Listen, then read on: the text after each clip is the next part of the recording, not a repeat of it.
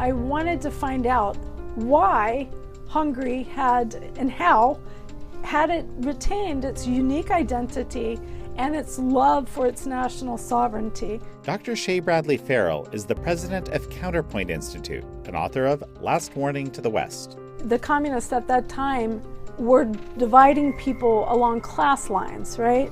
We see more so today dividing people along racial lines, dividing people along gender lines.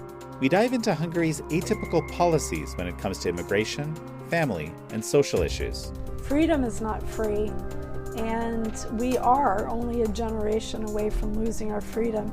Americans don't remember what it's like not to be free. This is American Thought Leaders, and I'm Jan Jekielek. Shea Bradley-Farrell, such a pleasure to have you on American Thought Leaders. It's an honor, Jan. Thank you so much for having me. Well, it's high time. You know, you've had your book out for a while now, Last Warning to the West. Mm-hmm. Of course, it's looking at all sorts of things related to Hungary, and we're going to talk about that. You've also had a recent trip to the border, and you're creating a bunch of border policy in terms of part of your Vision 2025. Why is it the last warning to the West? Well, hopefully it's not the last warning, right? But Jan, I think we're very close to losing our freedom. Reagan, of course, said we're only a generation away, and I didn't understand that as acutely as I do now. The reason that I wrote the book for Americans, and I called it Last Warning to the West, is because when I went to Hungary to do research for this book, I was not only just doing statistical data and historical data, but I was interviewing Hungarians. People in the government, yes, but also just people out in the countryside, regular people, plumbers, decorators, that kind of thing. And person after person said to me that the rhetoric coming out of the United States reminded them of their Soviet era. They were occupied by the Soviet Union for 46 years until 1991. So this is something very fresh in their memory, living under communism, living under Marxist oppression, living without freedom.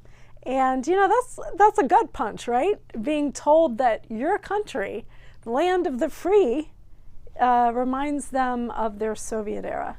You know, it's interesting because they were occupied, but as with all these, you know, Soviet sort of owned countries or the satellite countries, mm-hmm. You know, they kind of many of them participated as well, right? And so Mm-hmm. that the sort of emergence out of that was an interesting proposition for everybody. And this is something I've been charting, for example, in my home native Poland, right? Why did Poland do the way it did? Why did other countries do differently? Well, you know, the Soviets marched into Budapest in early 1945 and pushed the Nazis out. They had been there occupying Hungary as well.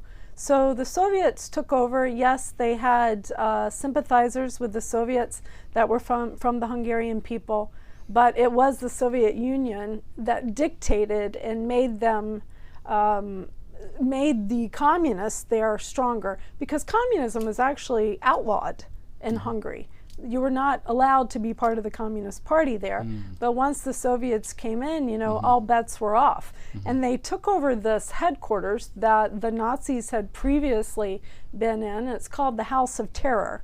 And in this place, and I've been there many times, there was a dungeon underneath where political dissidents were tortured, were killed, by both the Nazis and the Soviets. So it's very interesting. Someone said to me, you know, the Nazis, some of them that were working there in the House of Terror, they just changed their uniforms and went over to working for the Soviets. Right.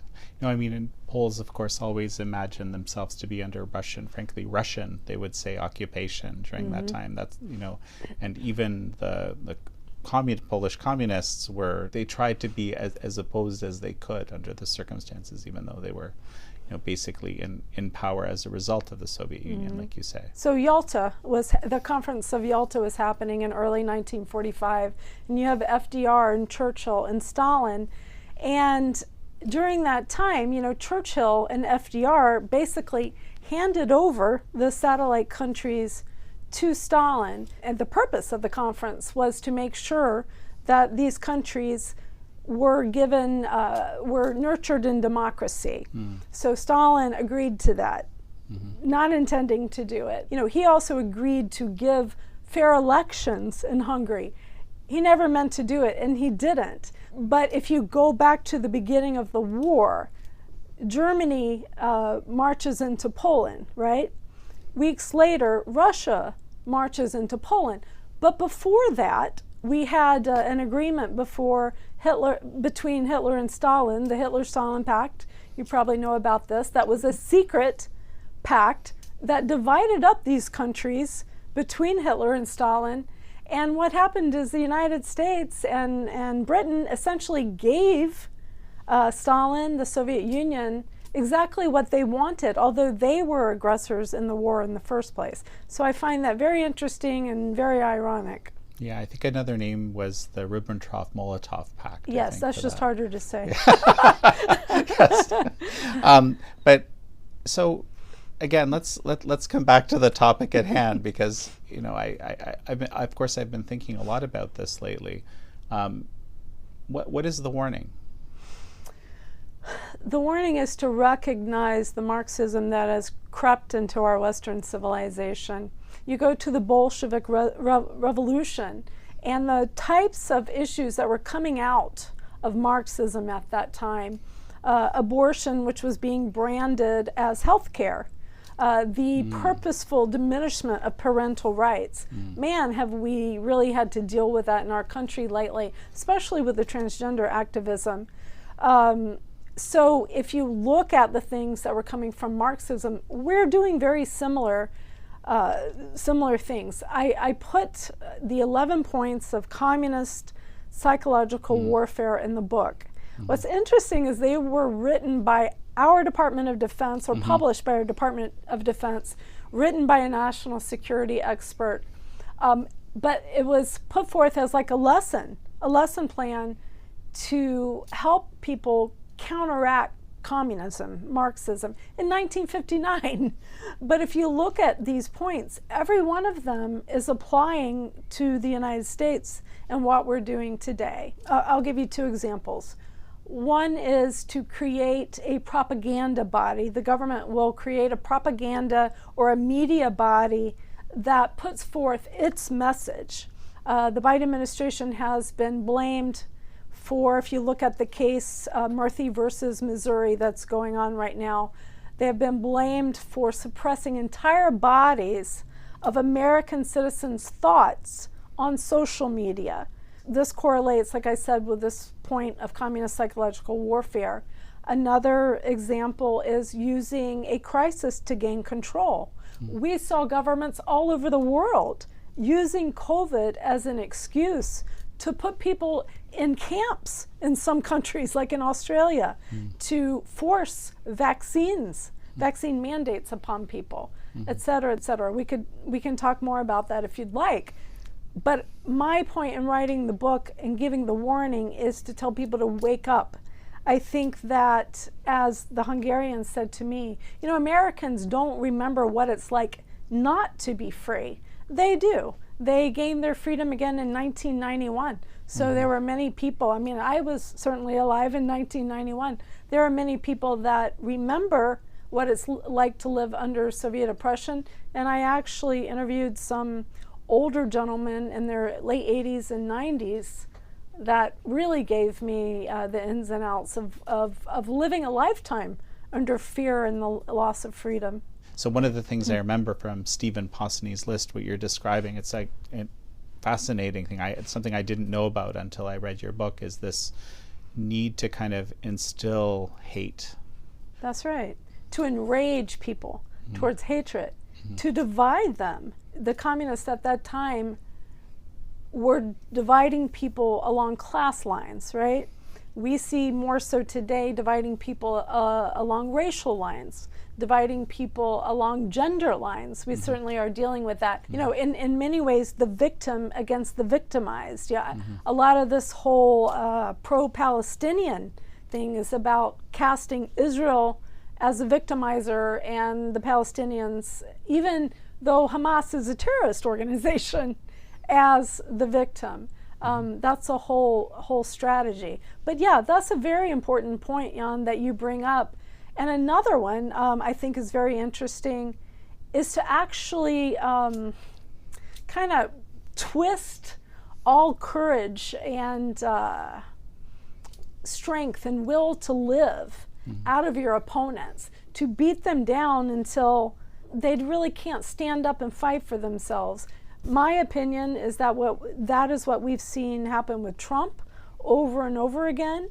We, calling even conservatives or people that voted for Trump domestic terrorists, scaring people, indicting people that do not deserve to be indicted. I think it's part of this warfare, lawfare, to really beat out people's will to survive. You focus on foreign policy at Counterpoint Institute, of course, where you're the president. Well, Counterpoint Institute, we focus on foreign policy and national security. And I always say what makes us unique is that we don't just sit around writing great policy papers, which we do that, but we go to the place where the issues are happening. About a week ago, I just got back from the U.S. southern border, talking to residents, law enforcement, local law enforcement, Border Patrol agents, business owners down there to find out what's really happening at the border. I've been writing op-eds about that, doing media about it. We don't really know what's happening down there, and the border residents are disheartened by that. The politicians are coming down there and they tell their stories over and over again. Then the politicians come back to DC and nothing changes. I probably spent 3 or 4 months in Central Europe last year going to the stories there. I went to the Ukrainian refugee center in Hungary to find out really what was going on.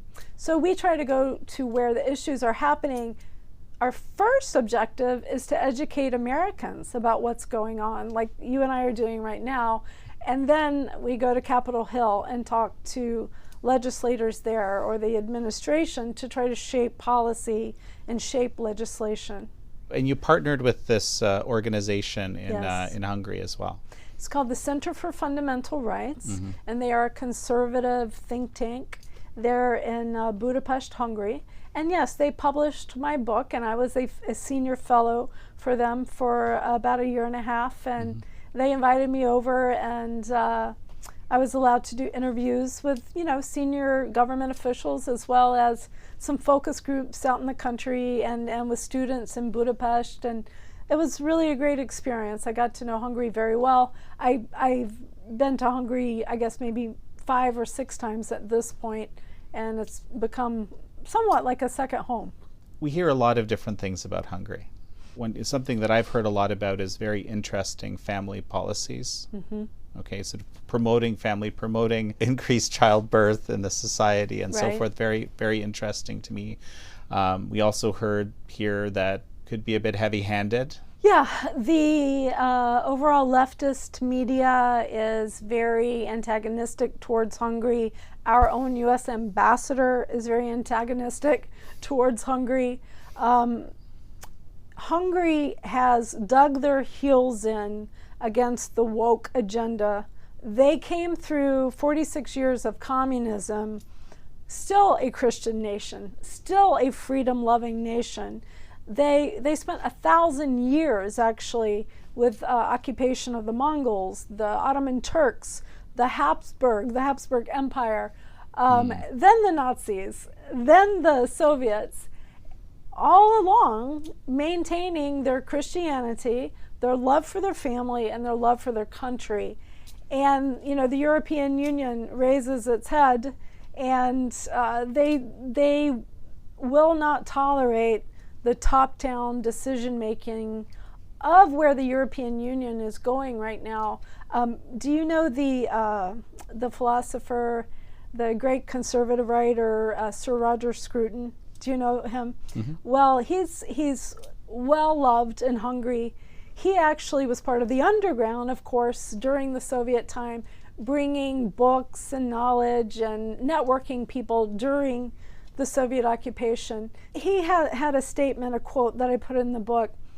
that was basically saying, you know, even though the wall has come down, even though the Soviets have retreated, in its place has come this top-down decision-making body, the European Union, that is still trying to hold on to people's thoughts, tell them how to think, take away their sovereignty. So to go back to your original question, you know, Hungary is determined not to lose their sovereignty again, even if it's to a body that seems more civilized, shall we say, the European Union and the Biden administration. And there are three main issues that the Biden administration and the EU are angry with Hungary about. It has to do with the radical gender theory. The EU has tried to push transgender ideology into classrooms and curriculum there. A referendum done with the citizens, in that the citizens overwhelmingly said no. The Biden administration is also very angry about that and has tried to push back a lot. Our ambassador goes on social media quite regularly calling Hungary a LGBT hater or whatever because of this. But their position is that it's up to the parents to teach their children. It's up to the parents to deal with ideas of transitioning, etc. The second issue that they are maligned for is they are not going to have mass influx illegal immigration in their country. They tried that in 2015 during the Arab uprising when the EU wanted them to do it. They had to declare a national emergency because of all the people going through this small landlocked country of 10 million people. We could talk about that more if you'd like. And then the third issue is that they have been calling since the beginning for peace negotiation between Ukraine and Russia. They could not handle the sanctions against Russia because the vast majority of their energy was coming from Russia. Even their infrastructure was Soviet era. So again, lots to talk about in that. But those are the three reasons you hear that Hungary is a democratic backslider, aligned with Russia, etc. All kinds of bad stuff in the press, but it boils down to these 3 points. A month ago, they established an all-weather comprehensive strategic partnership for the new era, all capitalized, you know, as per the Chinese regime's propaganda press, so to speak, right? So that is surprising to people. Any quick thoughts on this? Yeah. Oh, I have a lot of thoughts on that. In fact, I have a whole chapter in the book on this. And I've been very honest and open with the government officials and the friends that I've talked to in Hungary. They know how I feel about this. They disagree with me. But let me go back a little bit and try to explain what their mindset is, whether or not I agree with it. So for 1,000 years, like I said, they have been in this landlocked area with all kinds of different peoples coming in and conquering them and taking them over. So if you talk to them, you understand that paramount in their policy and way of thinking is survival.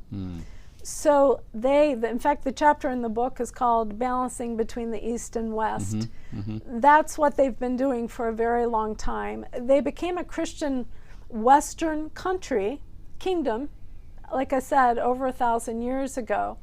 But they are a people that came from the East, from the Ural Mountains. It's debatable which side. People don't know. In fact, the origins of Hungarians it's very murky. But they came from there, moved west until eventually they became this kingdom. So survival, like I said, is paramount in their mind. They have been getting economic investment from the Chinese. It's helping their economy. And I'm sharing with you what was told to me by some of the government officials there. They're a significant part of the Belt and Road Initiative. That's right. That's exactly right. And as this money is coming in, you have to understand that the European Union has sanctioned them millions, perhaps actually billions of dollars because of the 3 issues that I explained to you. The administration here in the U.S. is supportive of that. I'm not saying we're sanctioning them, but we're antagonizing them. Stupidly, they're our allies, and the EU and we are making it harder for them to work with us. At the same time, they're getting economic investment with the Chinese. Judith Varga at the time was the Minister of Justice. I interviewed her for the book, and she said to me, you know, it's very hypocritical. When the Germans get investment from the Chinese, you don't hear about this. When the Chinese are the second largest foreign landowners in the United States, or excuse me, are foreign debt in the United States, you don't hear a lot about that. They look at it as very hypocritical. My stance is I think we're both playing with fire in this.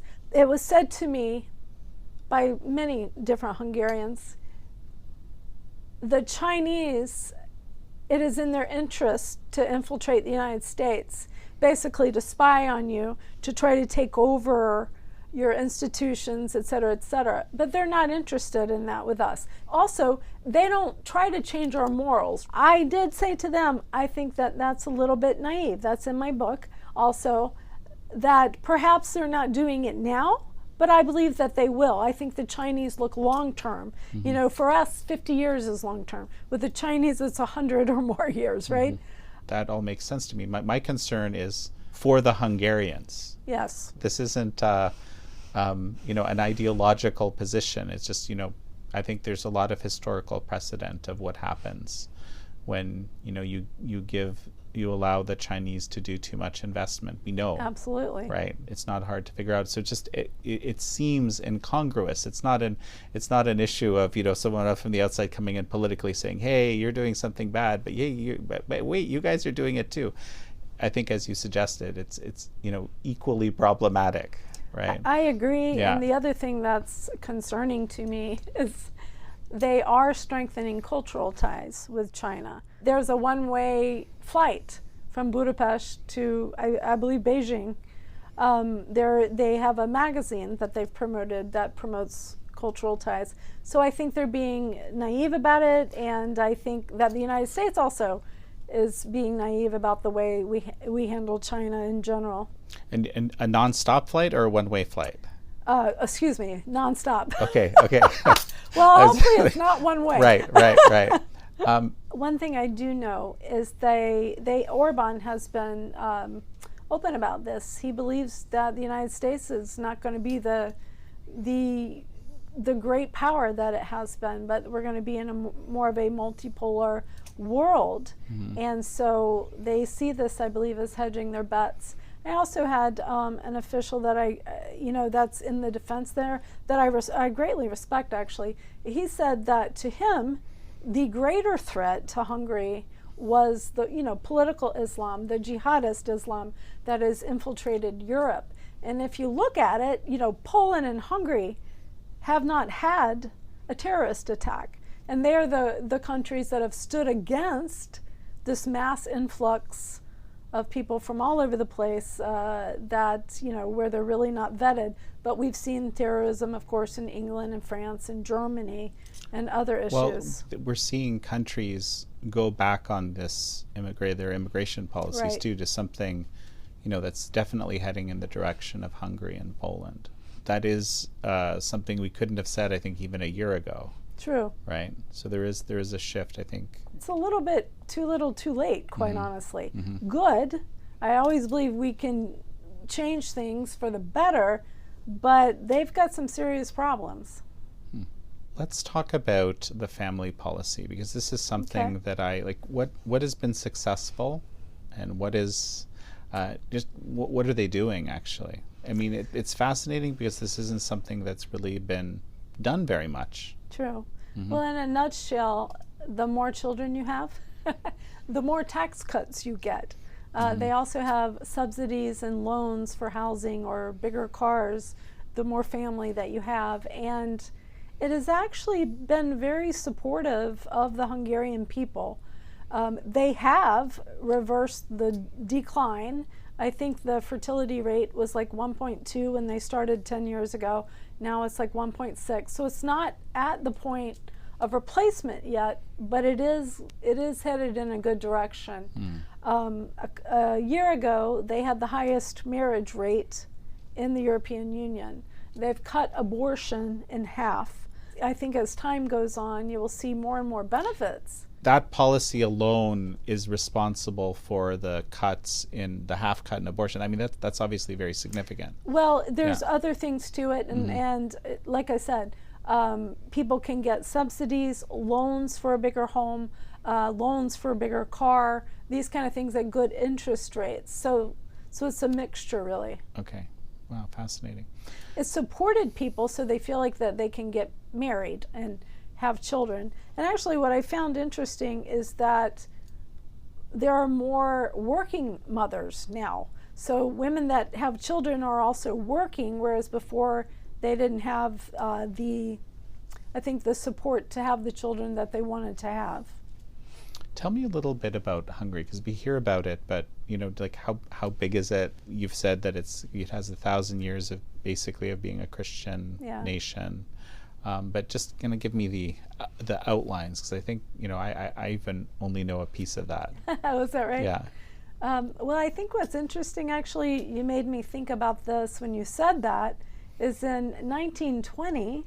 With the Treaty of Versailles, which what came out of that was the Treaty of Trianon, Hungary actually lost 2/3 of its territory, lost about 3 million of its people. So because it was one of the countries that was technically aligned with Germany, because it was part of the Austro-Hungarian Empire at that time, it was penalized under the Treaty of Versailles, and Wilson's right to self-determination did not extend to Hungary.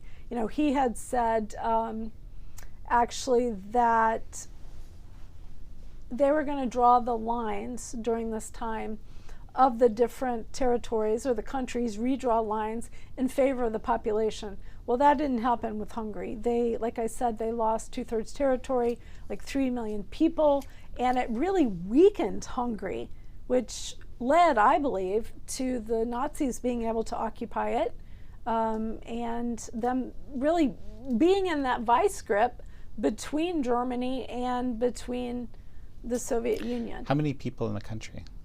Now there's 10 million, but Orban has extended citizenship to the people that were lost during that territory. And I don't know the ins and outs of how they get it. I guess they have to prove that they're part of that line. So I think the citizenship is actually greater. So that's been kind of a source of contention. People have said that Orban did that in order to bolster his election polls. So the Treaty of Trianon obviously is a huge sore spot. Even today, it's a big deal. I mean, it's a huge loss of territory and of people. So to them, Hungary is not just inside the borders. Sure. It is those Hungarians as well that they lost in 1920. So it's been 100 years ago now. 10 million people is not a huge population for a distinctive group trying to keep its identity. And can I tell you something about that that's very interesting? Throughout all this time where they were moving from the east to the west, and throughout all this occupation, they kept their unique Hungarian identity and their language. I mean, who else in the world speaks Hungarian? Nobody. It's probably the only language in the world that's more difficult than Polish. There's a debate going on about that. Yeah.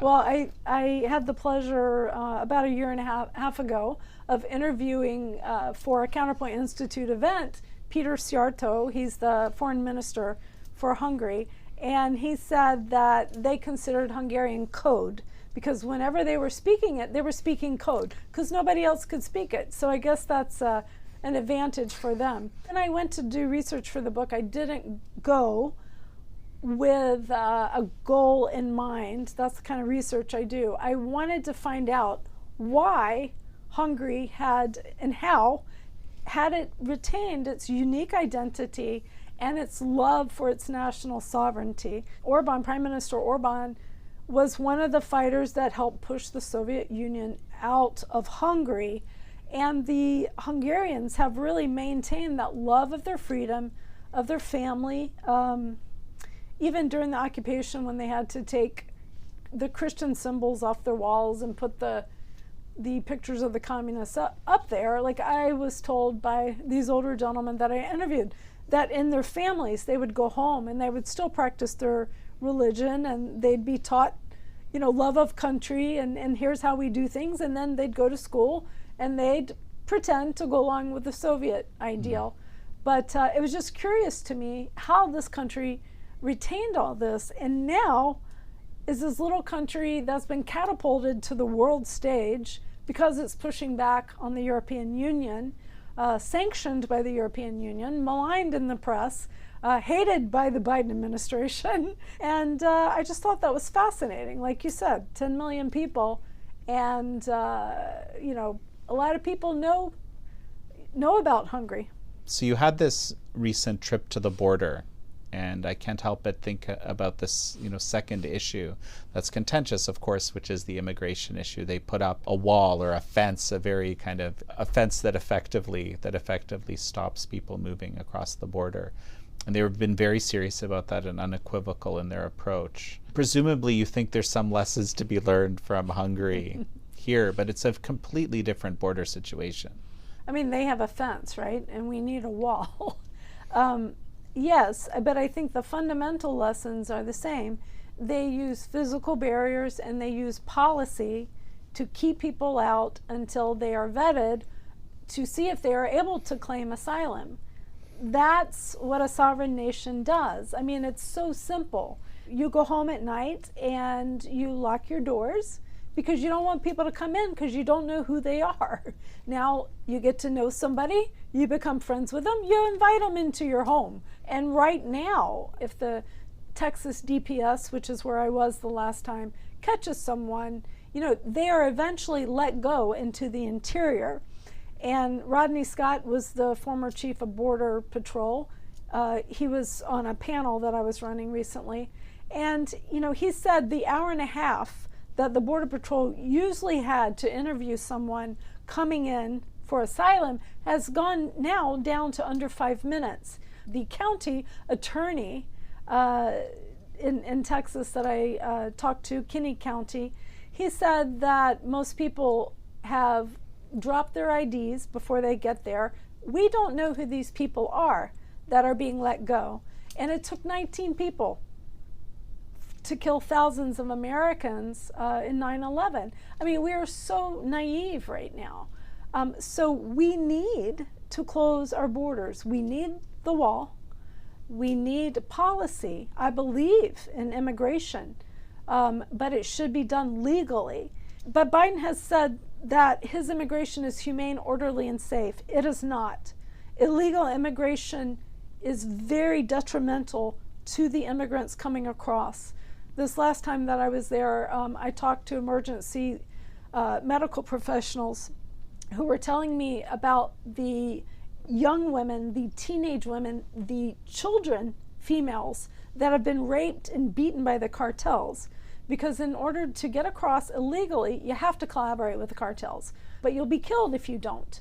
And, you know, these women come across with bands on their wrists that have barcodes on them so that the cartel can monitor how much money they owe and where they are. And if they can't pay financially, they pay with sex, or they pay with indentured servitude. So I actually have horrific stories that I could tell you that Border Patrol told me, that these medical professionals working in the Border Patrol processing centers told me. So if the Biden administration, if the Democrats want more people in this country, they should find a way to do it legally, because it's not only hurting desperately our communities at the border. I have a lot of stories about that too. It is totally detrimental to the immigrants trying to come across. People who are generally positive towards humanitarian needs would say, and a number of people have said to me, say, look, if these people are ready to brave the cartels, ready to, you know, with the knowledge that they might be hurt along the way, you know, these terrible things happen, you know, doesn't that signal that they really are in need, that they really do deserve asylum? You know, that you've heard this before? Yes. But according to the people that I talk to, a lot of times these people don't know what they're going to have to go through. They don't know the physical endurance that they're going to have to go through to get there. You know, the majority of the people coming over are men, but there are a few women in different groups, as I've seen and I've heard. I really, and as was described to me by a Border Patrol wife who's seen horrific things and has had to protect her own children in her house against illegal aliens trying to break into her house, you know, she doesn't think a lot of these women coming across know what they're going to have to endure. They're probably sold a bill of goods and they'll do anything to come. If you telegraph to the world that there are consequences for coming, there are risks for coming, then less people will come. If you telegraph that the borders are open, everything's wonderful, you're going to be given a debit card and a place to stay, etc., people are going to try. They're going to come. But I don't think a lot of these young women especially know what they're going to go through. Allison Anderson is the wife of a Border Patrol agent. She's the one that was chased by an illegal alien on her property that was trying to rape her. She's had to, on multiple occasions, defend her young girls from the illegal aliens that were coming. And I'm not saying everybody's bad, that's not what I mean, but there are criminals coming as well. We've forgotten the fact that there is legal immigration. In the documentary we recently released, Weapons of Mass Migration, Joshua Phillip went down to the border a few times in his catalog. There's a whole kind of international structure, facilitated by UN agencies that's actually facilitating this. Are these your findings as well? Yeah, absolutely. There are organizations that the UN is funding, and if you walk that back, that means you and I are funding it, that give instructions, make instructions available to people on how to come over. And then, of course, give them help once they are here. They facilitate the whole thing. So, yeah, we're paying for that. There are charity groups that are doing that as well on their own. And again, I don't understand the sense of it because, like I said, there are really bad things happening. In the words of another Border Patrol agent to me, you know, these drop houses where people are trafficked is a place where bad things happen. And Jan, our Border Patrol agents have come to a very kind of the end of their rope kind of situation. I was told by a senior Border Patrol that domestic violence is up in our Border Patrol. Suicide rates, alcoholism, because of the things that they're seeing, even with these organizations, if they believe facilitating more immigration is the right thing to do, then they should find a legal way to do it because they cannot care about the people coming across and facilitate illegal immigration. That was my point. You believe that Hungary has something to teach. You talk about that very deliberately in your book. What can we learn here? Well, I think the overall lesson from Hungary that we can learn is really ideological in that freedom is not free, and we are only a generation away from losing our freedom. And to have an awareness of the Marxism that is creeping into our country and to stand against that. As far as policy goes, you know, I don't think everything in Hungary's family policy, where it may border on social welfare, is for America. But I do think things like income tax cuts for bigger families is a good thing. I think that's a really good thing. The social ideology of America is being held hostage by the mainstream media, because I don't believe that the majority of Americans think that pushing radical gender theory on children is a good thing. So in terms of policy towards that, maybe we can learn something from them, because something that I have spent several years working on in Congress is trying to explain the dangers of things like the Equality Act and legislation, because what it basically does it essentially erases the lines between men and women. Title IX right now, the Biden administration has added that gender identity part to Title IX, which means that men, biological men, can use the same entitlements that women have had in scholarships or on sports teams. You can take that wider. During Obama, biological men were using domestic violence shelters that were funded publicly by the government. You know, the other thing is a pushback against the international organizations.